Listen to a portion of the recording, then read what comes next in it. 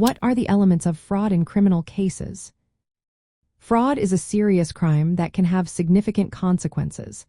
Understanding the elements that make up fraud is essential for anyone interested in criminal law. Let's break down what constitutes fraud in criminal cases. First, there must be a misrepresentation of a material fact. This means that the accused has made a false statement or hidden an important fact that affects the situation. For example, if someone sells a car and claims it has never been in an accident when it has, that's a misrepresentation. Next, the person committing the fraud must know that the statement is false or show a reckless disregard for the truth.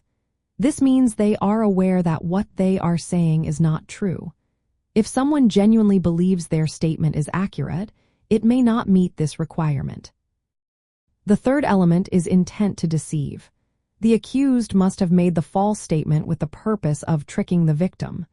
If the person did not intend to mislead, this element may not be satisfied. Then we have reliance by the victim. The victim must have believed the false statement and acted upon it.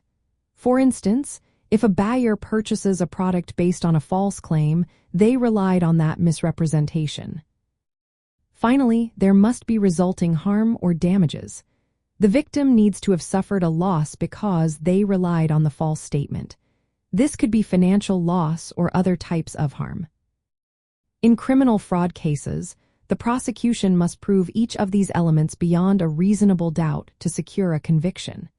Defense strategies often focus on challenging one or more of these elements. For example, a defense attorney might argue that the accused did not knowingly make a false statement or that the victim did not actually rely on it. Fraud is different from theft because it centers on deceit rather than taking property directly.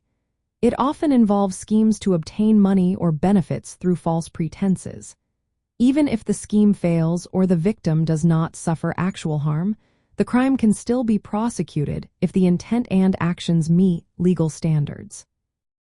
Fraud charges frequently arise in white-collar crime contexts, such as healthcare fraud, tax fraud, bank fraud, and internet fraud. Understanding these elements is vital for assessing the strength of the prosecution's case and developing an effective defense. Defendants should be cautious about making statements to law enforcement without legal counsel. Admissions or explanations can be used against them in proving intent or knowledge.